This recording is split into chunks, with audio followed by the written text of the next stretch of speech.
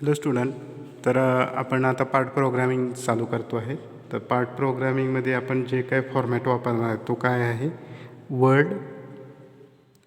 Word address format. तर हा जो फॉर्मॅट आहे तो वर्ड ॲड्रेस फॉर्मॅट आहे.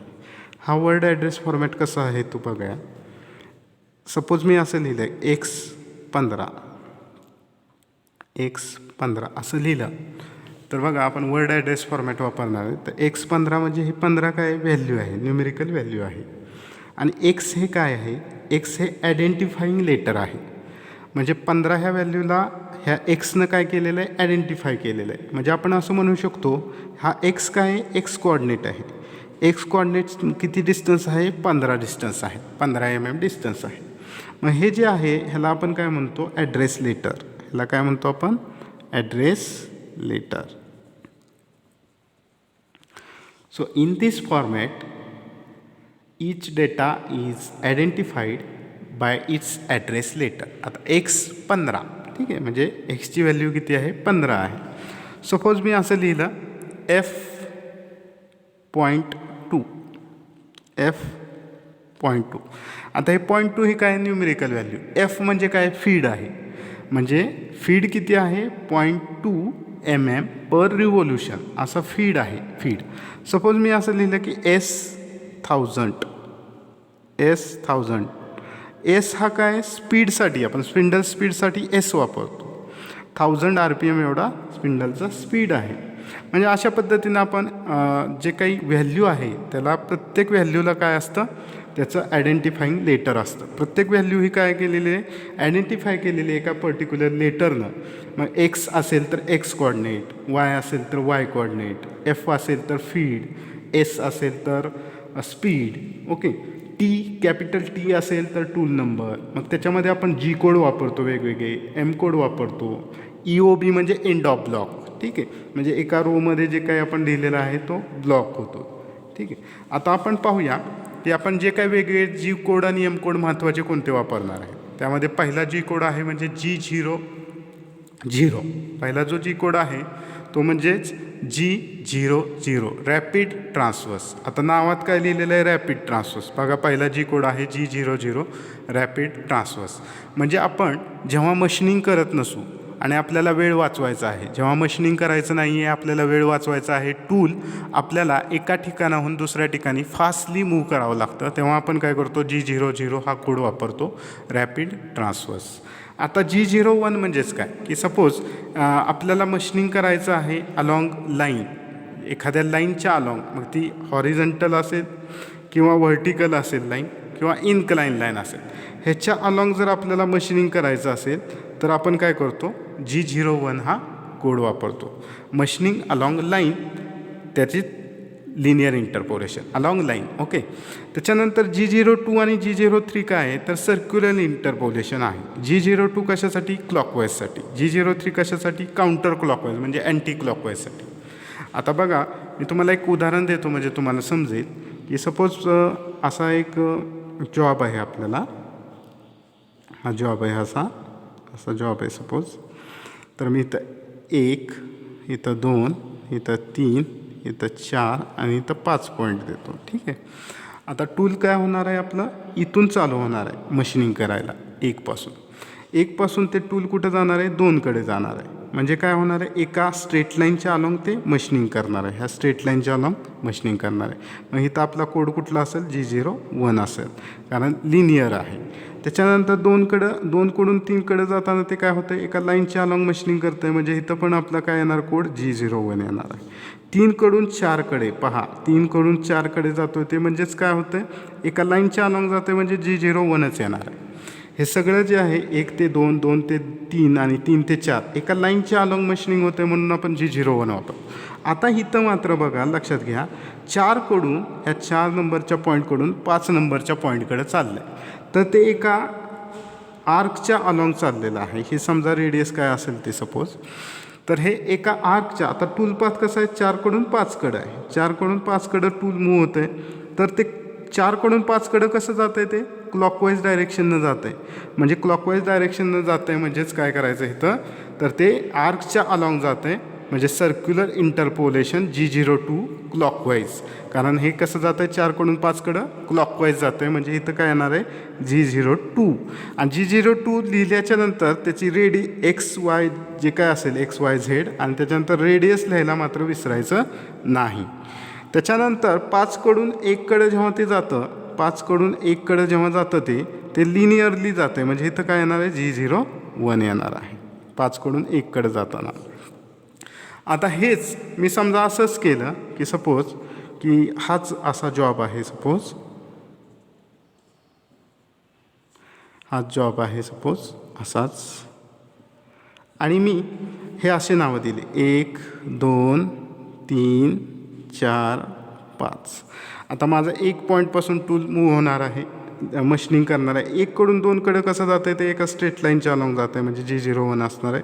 आता 2कडून 3कडं एक आर्क आहे, म्हणजे सर्क्युलर इंटरपोलेशन इथं घ्यायचं आहे, कारण आर्क आहे त्याला रेडियस आहे. 2कडून 3कडं कसं जातं आहे, 2कडून 3कडे जाताना ते अँटी क्लॉकवाईज मूव्ह होते. टूल जे आहे ते 2कडून 3कडे जाताना ते काय होतं आहे अँटी क्लॉकवाईज मूव्ह होते अलॉंग द आर्क किंवा कर्व. असा आर्क असेल, कर्व असेल रेडियसचा, तर तिथं आपण काय करणार, आता हे अँटी क्लॉकवाईज येते म्हणून आपण काय करणार G03 वापरणार. 3कडून 4कडं ते 3कडून 4कडे एका लाईनच्या अलॉंग जात आहे, लिनियर जात आहे, म्हणून इथं आपण वापरणार G01. 4कडून 5कडं लाईनच्या अलॉंग जाते म्हणजे G01, आणि 5कडून 1कडं लाईनच्या अलॉंग जाते म्हणजे G01. म्हणजे जिथं जिथं मशीनिंग होणार आहे तिथं तिथं G01 किंवा G02 किंवा G03 येणार आहे. G01 मशीनिंग जेव्हा लाईनच्या अलॉंग असेल, व्हर्टिकल हॉरिझॉन्टल इन्क्लाइन. G02 आत्ता आपण पाहिलं की जेव्हा एक कर्व असेल, आर्क असेल, त्याला रेडियस असेल, आणि टूल जे आहे ते समजा क्लॉकवाईज मूव्ह होत असेल 4कडून 5कडं, म्हणजे असं क्लॉकवाईज मूव्ह होतं आहे, तेव्हा G02 वापरायचं आहे. पण G02 वापरताना आपल्याला रेडियस पण त्याची मेन्शन करावं लागते. G03 जे आहे ते पण मशीनिंगसाठीच आहे. समजा 2कडून 3 G03 जे आहे ते मशीनिंगसाठीच आहे. 2कडून 3कडे जातं आहे म्हणजे टूल काय होतं आहे अँटी क्लॉकवाईज मूव्ह होतं आहे, तेव्हा आपण G03 वापरणार, तेव्हासुद्धा रेडियस मेन्शन करायचे आहे. तर हे तुम्हाला समजलं असेल. G01, 2 आणि 3 हे मशीनिंगसाठी आपण वापरणार आहे. एखाद्या लाईनच्या अलॉंग G01 आणि एखादं सर्कल किंवा आर्क असेल तर 2 किंवा 3, मग ते क्लॉकवाईज असेल तर G02 आणि अँटी क्लॉकवाईज असेल तर G03. आणि नेहमी लक्षात ठेवा की Gच्या पुढं 2 डिजिट असले पाहिजेत. त्याच्यानंतर G40, G41, G42. आता बघा G41, G42 आपण पाहू. Cutter compensation left, cutter compensation right, आणि G40 म्हणजे कटर कॉम्पन्सेशन कॅन्सल. आता हे काय असतं पहा. सपोज आपल्याला ही एक प्लेट आहे, ही एक प्लेट आहे, ठीक आहे, ही एक प्लेट आहे, अशी आपल्याला प्लेट कापायची आहे सपोज. आता आपण काय करणार आहे, एक कटर वापरणार आहे, सपोज एंड मिल कटर वापरणार किंवा कोणतंही कटर आपण मिलिंगचं वापरतो आहे. तर आपलं काय होतं, जो काही पाथ आहे टूलचा किंवा आपण जो काही प्रोग्रामिंग करतो तो सेंटर लाईनच्या अलॉंग करतो, ठीक आहे, ह्याची जी काही सेंटर लाईन असेल त्याच्या अलॉंग करतो. पण आता बघा, जर समजा आपण जर ह्याचे कोऑर्डिनेट्स काढले 1 2 3 4, तर आपलं कटर जे आहे ते ह्या लाईनच्या अलॉंग जाणार आहे. ह्या लाईनच्या अलॉंग हे सेंटर पकडून ते जाणार आहे. तर हे जेव्हा जात असेल तेव्हा काय होणार आहे, आपला जॉब ह्या साईजपेक्षा कमी साईजचा होईल, ठीक आहे, ह्या साईजपेक्षा कमी साईजचा होऊ शकतो.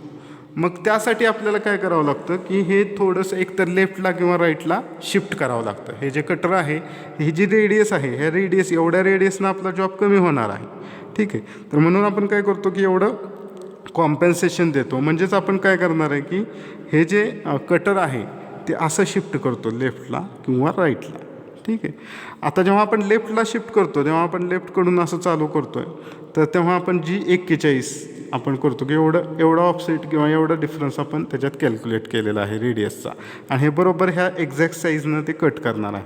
किंवा आपण जर समजा राईटकडे शिफ्ट केलं असेल, राईटकडं, तर इकडून आपण जर असं जात असू राईटकडं, तर आपण G42 वापरणार आहे, म्हणजे हे बरोबर एवढ्या साईजनं कट करणार आहे. तुम्हाला लक्षात आलं असेल की जर आपण कॉम्पन्सेशन दिलं नाही तर काय होऊ शकतं, तर ह्या साईजपेक्षा कमी साईजचा जॉब मिळू शकतो किंवा जास्त साईजचा मिळू शकतो. तर आपण काय करतो, कटरनं तेवढ्या रेडियसनं आपण तो शिफ्ट करतो म्हणजे कॉम्पन्सेशन देतो. जर समजा लेफ्टकडे जात असेल G41, राईटकडे जात असेल G42, की कुठं शिफ्ट केलं, लेफ्टला का राईटला. आणि हे जे कॉम्पन्सेशन दिलेलं आहे ते आपण कॅन्सल करण्यासाठी G40 वापरत असतो. ठीक आहे. नेक्स्ट आहे G70 म्हणजेच आपलं जर ड्रॉईंग हे इंचमध्ये असेल, डायमेन्शन जे आहे ते इंचमध्ये असेल तर G70 वापरतो. शक्यतो इंचमध्ये आपलं ड्रॉईंग नसेल. आणि G71 हे आपण जर MM-मध्ये डायमेन्शन असेल तर G71 वापरतो. शक्यतो आपलं ड्रॉईंग हे MM-मध्येच असणार आहे. त्याच्यानंतर म्हणजे G71 आपण जास्त करून वापरणार आहे. त्याच्यानंतर G90 ॲब्सोल्यूट डायमेन्शनिंगसाठी आहे. ॲब्सोल्यूट डायमेन्शनिंग G90 म्हणजे सगळे जे कोऑर्डिनेट्स आहेत ते आपण ओरिजिनपासून कॅल्क्युलेट करतो, 0 कॅल्क्युलेट करतो. आणि G91 जे आहे ते इन्क्रिमेंटलसाठी आहे. म्हणजे जो प्रिव्हियस पॉईंट असतो तो प्रिव्हियस पॉईंट आपण ओरिजिन मानतो आणि प्रत्येक वेळेस हा इन्क्रिमेंटलमध्ये ओरिजिन काय होतो, शिफ्ट होतो. ठीक आहे. म्हणजे पाठीमागचा जो पॉईंट आहे तो रेफरन्स पॉईंट मानून आपण डायमेन्शन कोऑर्डिनेट्स काढत असतो. पण आपण शक्यतो काय करतो, ॲब्सोल्यूट डायमेन्शनिंग G90च वापरतो. त्यानंतर आहे G94 आणि G95. G94 म्हणजेच काय, फीड रेट mm/मिनिट. म्हणजेच एका मिनिटाला किती टूल मूव्ह होते, distance the tool advances along the workpiece per minute. तर G94 वापरणार आहे. आणि G95 कधी वापरणार आहे, G95 आपण जर mm/रिव्होल्यूशन असेल, एका रिव्होल्यूशन 360 डिग्रीमध्ये एक रिव्होल्यूशन, तर टूल किती ॲडव्हान्स होतं आहे वर्कपीसमध्ये, तेव्हा G95 आपण वापरणार. म्हणजे आपण फीड कशात देणार आहे ते आपण डिसाईड करू शकतो ऑपरेटर. त्याच्यानंतर मिसलेनियस फंक्शन किंवा एम कोड आहेत ते सगळ्यात महत्त्वाचे, की जे डायमेन्शनच्या रिलेटेड नाही आहेत. तर M02 म्हणजेच प्रोग्राम स्टॉप, आपला जो पार्ट आहे तो बनलेला आहे किंवा पार्ट पूर्ण मॅन्युफॅक्चर झालेला आहे, प्रोड्यूस झालेला आहे, तयार झालेला आहे. आता आपण प्रोग्राम स्टॉप करण्यासाठी M02 वापरतो. M03 आपण स्पिंडल जे आहे ते क्लॉकवाईज फिरत असेल तर आपण M03 वापरतो. त्याच्यानंतर जर आपल्याला स्पिंडल अँटी क्लॉकवाईज फिरवायचं असेल तर M04 वापरतो. M05 हा आपलं जे काही स्पिंडल आहे ते प्रोग्राम स्टॉप करण्याच्या आधी स्टॉप करण्यासाठी, स्पिंडल स्टॉप करण्यासाठी M05 वापरतो. त्याच्यानंतर M06 जे आहे ते टूल चेंज करायचं असेल, नंबर ऑफ टूल्स असतात, पर्टिक्युलर टूल आपल्याला चेंज करायचं असेल तर M06 वापरतो. त्याच्यानंतर त्या टूलचा नंबर देतो, जो कोण 01 असेल, 02 असेल, त्याच्यानंतर त्याचा ऑफसेट किंवा डिफरन्स जो आहे त्याचा नंबर आपण देत असतो. त्याच्यानंतर M08 हे कूलंट ऑन करण्यासाठी, मशीनिंग जेव्हा करतो तेव्हा कूलंट ऑन करण्यासाठी M08 वापरतो. M09 हे कूलंट ऑफ करण्यासाठी वापरतो.